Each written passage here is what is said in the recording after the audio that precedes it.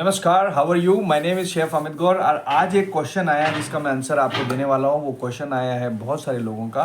वो क्वेश्चन ये है कि हमने अपना रेस्टोरेंट खोल लिया है, वीकेंड के अंदर बिजनेस काफ़ी अच्छा है लेकिन वीक डेज के अंदर बिजनेस अच्छा नहीं है, क्या करें, वॉट वी कैन डू। सो ये आपका भी एक क्वेश्चन है। आप सोच रहे हैं कि वीक डेज जो हैं वो बहुत ज़्यादा क्वाइट हैं और जो वीकेंड्स हैं वो ठीक है। सो इसके लिए हम तीन चीज़ कर सकते हैं। एज ए होटल कंसल्टेंट मैं आपको बताना चाहता हूँ कि मैंने ये फार्मूला करीबन 7-8 जगह अप्लाई किया और उन 7-8 जगहों में से 5 जगह ये 100% सक्सेस हुआ।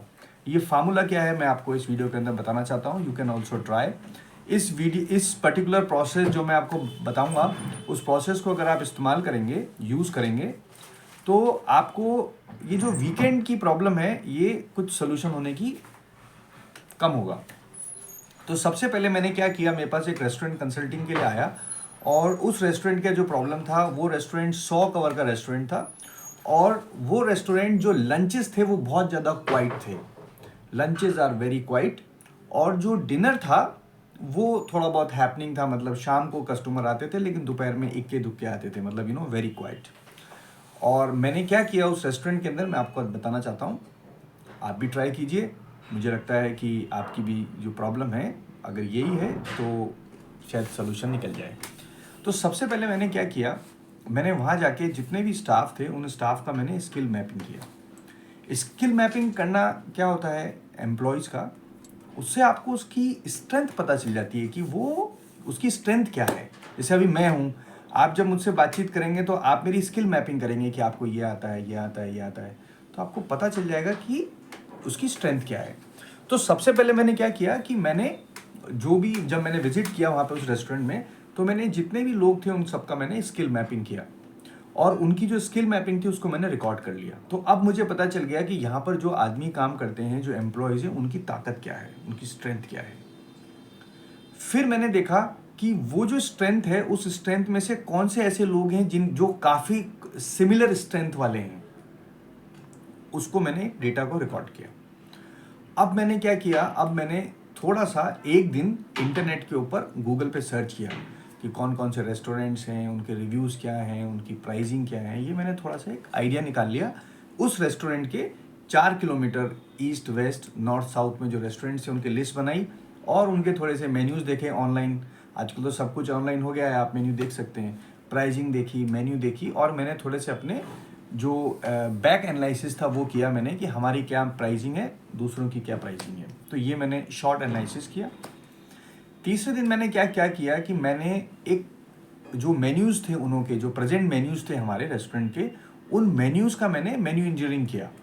उस मेन्यू इंजीनियरिंग में मैंने ये देखा कि कौन कौन से आइटम्स जो हैं वो बहुत पॉपुलर आइटम्स हैं, कौन कौन से आइटम पॉपुलर आइटम नहीं है और कौन कौन से आइटम बिल्कुल नहीं चल रहे हैं। तो ये मैंने ये 3 बॉक्स के अंदर इसको कैटेगराइज किया रेस्टोरेंट का। फिर मैंने ओनर के साथ मीटिंग करी। मीटिंग करके मैंने उनको बताया, मैंने कहा हम आपको एक प्रपोज कर सकता हूँ कि मैं आपके जो आइटम बिल्कुल नहीं चल रहे उनको मैं मेन्यू से हटाऊंगा। दूसरा, जो बहुत ज़्यादा आपके जो मेन्यू में आइटम कम चल रहे हैं उनकी मैं प्राइस बढ़ाऊंगा और जो बहुत ज़्यादा आपके मेन्यू के अंदर आइटम चल रहे हैं, जो बहुत ज़्यादा फोर सेलिंग मतलब बिक रहे हैं, उसके अंदर मैं आपके मेन्यूज़ के आइटम की प्राइस कम करूँगा। ये 3 चीज़ मैंने उनको बोली। वो भी कंफ्यूज हो गए, बोले जो चल रहे हैं बहुत ज़्यादा उनके प्राइस कम। तो ये मेरा आइडिया था। तो उसके बाद में मैंने क्या किया, एक नया मेन्यू बनाया उसके साथ में। तो हमारा जो मेन्यू था वो छोटा हो गया और मैंने लंच के लिए एक स्पेशल मेन्यू बनाया। तो अब मेरे पास लंच के लिए एक स्पेशल मेन्यू था। उस मेन्यू के लिए मेरे को रॉ मटेरियल जो थे जो वो कम लगेंगे, जिससे मेरी जो फूड कॉस्ट है या वेस्टेज है या प्रिफिलेजेस है वो थोड़ा कम होगा। दूसरी चीज़, वो जो मेन्यू मैंने बनाया है, वो जो एम्प्लॉयज़ थे उनकी जो स्ट्रेंथ थी उसको देख के ही इनोवेशन के साथ मैंने मेन्यू डेवलप किया। तो अब मेरा मेन्यू रेडी है। अब मैंने नेक्स्ट क्या प्लान किया, मैंने नेक्स्ट प्लान ये किया कि जो सोशल मीडिया प्लेटफॉर्म्स थे उसके ऊपर पेड एडवर्टाइजमेंट्स आजकल बहुत इजीली अवेलेबल हैं। अगर आपने 5-6 बार पेड एड्स सेटअप किए हैं तो आप अच्छे से जियो लोकेशन को टैग करके आप बहुत अच्छे से लोगों तक पहुंच सकते हो। ये एक सबसे इजी, चीप और सस्ता आइडिया है, बाकी सब महंगे हैं। तो मैंने क्या किया, जो सोशल मीडिया प्लेटफॉर्म्स थे उन सोशल मीडिया प्लेटफॉर्म्स में मैंने अपनी टीम को बोल के ऐड सेटअप किए। अब मेरा मेन्यू रेडी था, मैंने ऐड सेटअप किए। अब मैंने क्या किया, जो टीम थी मेरी, उस टीम बिल्डिंग के अंदर मैंने क्या किया, उस टीम को मोटिवेट करना चालू किया 2-3 दिन तक, कि वो टीम जब कस्टमर्स आएंगे तो हमको उसमें डिलीवरीज मिले। और इस तरीके से हमने एक नया मेन्यू लॉन्च किया। इस पूरे सब एक्सरसाइज के अंदर करीबन 15 दिन लगे, और बिकॉज एड्स हमारे चल रहे थे। अब हमने क्या किया, जो फूड ट्रायल थे, जो भी हमारे मेन्यूज़ के फूड ट्रायल थे, वो हमने पहले नहीं करके रखे, क्योंकि वो लोग उसको बहुत अच्छी तरह से बनाते थे। मैंने गार्निश ट्रे जो थी वो रेडी करके रखी हुई थी। तो अब मैं क्या कर रहा था, जैसे ही ऑर्डर आते थे तो मेरी टीम वहाँ किचन में थी, और जैसे ही ऑर्डर आए तो उस समय हमने हाथ किया तो उसका प्लेटिंग किया, प्रेजेंटेशन किया, गार्निश किया, फ़ोटो खींचा।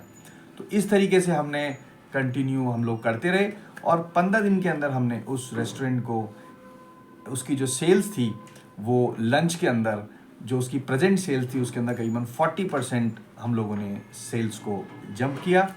और अभी वो रेस्टोरेंट बहुत अच्छा कर रहा है। स्टिल प्रॉब्लम तो वहीं पर ही है कि क्वाइट है, लेकिन something is better than nothing. यानी कि पहले जो लंचेस बहुत ज़्यादा क्वाइट होते थे, अब वहाँ पर स्मॉल किटी पार्टीज़ हो रही हैं, छोटे छोटे बर्थडे पार्टीज़ हो रही हैं, गेट टुगेदर हो रहे हैं, कॉम्पिटिशन्स हो रहे हैं, इस तरह के उस रेस्टोरेंट्स में हो रहे हैं। और I think they are making approximately 20-30,000 rupees for lunch every day, and for the dinner I mean 60-70,000 they are making. So that is the story. I mean, so in case you also finding the same situation, तो आप सबसे पहले tension मत लीजिए, because आप अगर tension में रहोगे तो आप आगे भी टेंशन डालोगे। दूसरी चीज़ है, बसड़ी करने की जरूरत नहीं है, क्योंकि अगर खुद बसड़ी करोगे तो नीचे भी बसड़ी फैला दोगे। तीसरी चीज़, पेशेंसफुली जो डेटा है उसको एनालिसिस करिए, और डेटा के हिसाब से अपना एक नया छोटा सा लंच का मेन्यू बनाइए, और धीरे धीरे आइटम्स को ट्रिम करते रहिए, छोटा करते रहिए, और क्वालिटी फूड के ऊपर डिलीवरी करिए। जैसे ही इस बिज़नेस में वॉल्यूम आना चालू हो जाएगा, ट्रस्ट मी, पैसा पीछे भागना चालू हो जाएगा। That's all about it. और होटल इंडस्ट्री में जो एम्प्लॉयज़ हैं उनको हैप्पी रखना बहुत इंपॉर्टेंट है, और आपके साथ क्वालिटी के लोग काम करें, ये एक बहुत इंपॉर्टेंट है। ये उस तरीके से है कि आप एक पिक्चर बना रहे हैं, अब उस पिक्चर में अगर आपके जो हीरो हैं जिनको एक्टिंग ही नहीं आती, तो हो गया फिर पिक्चर का बेड़ा गर्क। नमस्कार, शुक्रिया, धन्यवाद। आई होप आज जो क्वेश्चन पूछा गया है उसका मैं सही रूप से आंसर दे पाया हूँ। किसी भी प्रकार की कोई कंसल्टिंग चाहिए या कोई प्रॉब्लम आ रही है तो नीचे मेरा व्हाट्सएप नंबर दिया हुआ है, ईमेल एड्रेस दिया हुआ है, वेबसाइट एड्रेस दिया हुआ है, आप संपर्क कर सकते हैं। नमस्कार, शुक्रिया, thank you very much indeed. Take care of you very well.